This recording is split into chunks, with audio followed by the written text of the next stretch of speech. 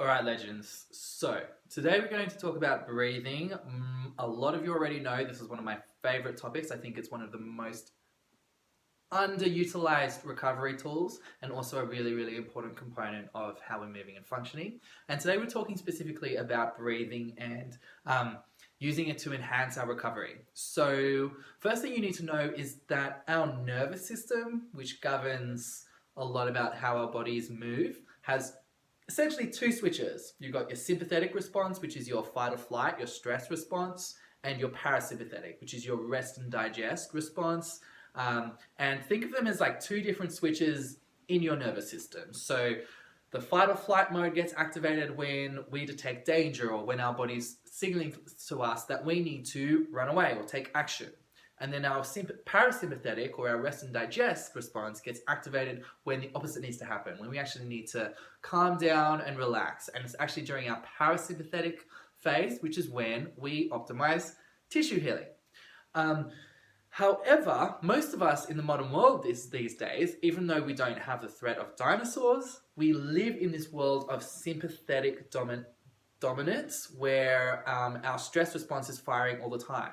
And there's multiple reasons for that, partly because we've got a million and one things happening all the time, so we've always got something we're thinking about in the back of our heads.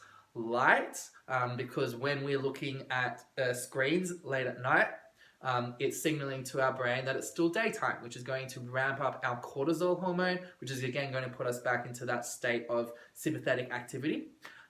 So what we're working on today is some breathing to help put us into the parasympathetic phase and take us out of the sympathetic phase. Stress isn't bad, yeah?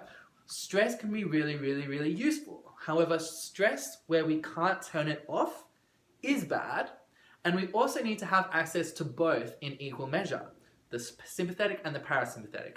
Lots of us love the sympathetic, and we really suck at the parasympathetic. And we see that a lot in people's training as well. They love all the high intensity stuff, and they really suck doing the recovery and the mobility and the breathing training and all those other bits and pieces that they really need to be doing, which is really, really crucial to actually making sure that you're improving and you're not going to get injured. Because remember, you don't get strong in the gym, you get strong in your recovery, aka you get strong during your parasympathetic phase. So what we're going to be working on today is some breathing to help optimize that. So when we breathe, we have the inhalation and then the exhalation, the in-breath and the out-breath. So when we take a breath in, we generally associate that with the sympathetic side of things because the diaphragm is shortening and creating pressure in our abdomen. And if you look at most people in a stress response, they hyperventilate, yeah? So we tend to, when we get stressed and anxious,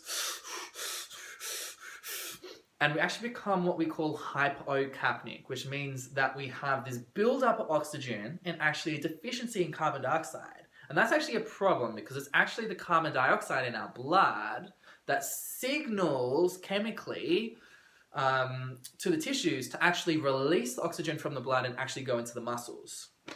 So when we're stressed, we tend to hyperventilate and we tend to become focused on the inhalatory phase.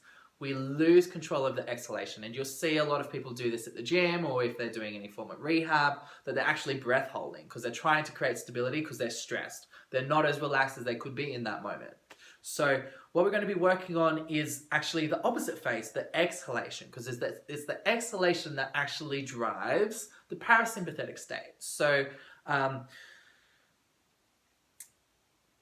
what we're going to do is I want you to inhale for the count of 1, pause for the count of 2, exhale for the count of 3, and then pause for the count of 1 again.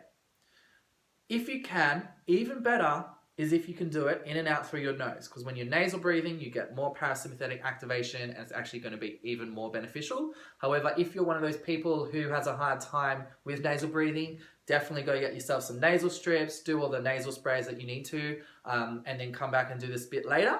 But if you can, nasal breathing is definitely better. So we're going to inhale for 1, hold for 2, exhale for 3, pause for 1.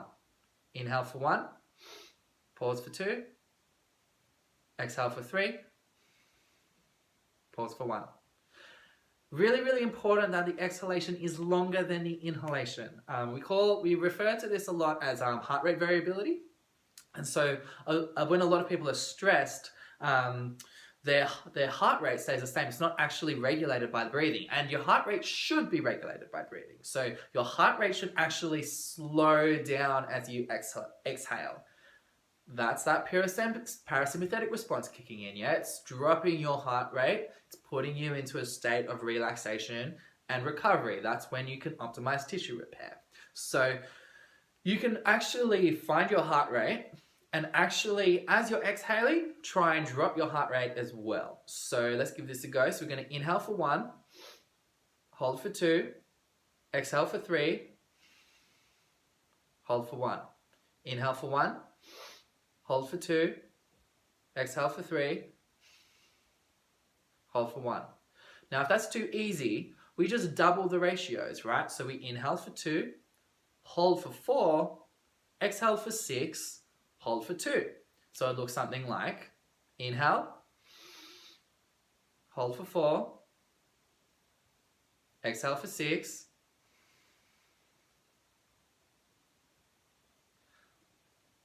hold for 2. Inhale for 2, hold for 4, exhale for 6, hold for 2. Inhale for 2, hold for 4, exhale for 6, hold for 2. And so on and so forth. And there's your breathing training. Really, really, really great way to actually put you into a state of recovery after training. So I encourage you to do it as part of your cool down. Also do it before bed to help you switch off. Also try and incorporate some of that breathing into your running. So we know when we're doing a lot of running training, we use heart rate as a measure of intensity. So actually having a way that you can actually lower your heart rate is really, really important, particularly for those aerobic runs where we generally want your heart rate in one of those lower thresholds. This is another really, really useful way, one of the only ways we can actually consciously drop our heart rate by focusing on the exhalation. So give that a go. Let me know if you have any questions, and I shall see you soon.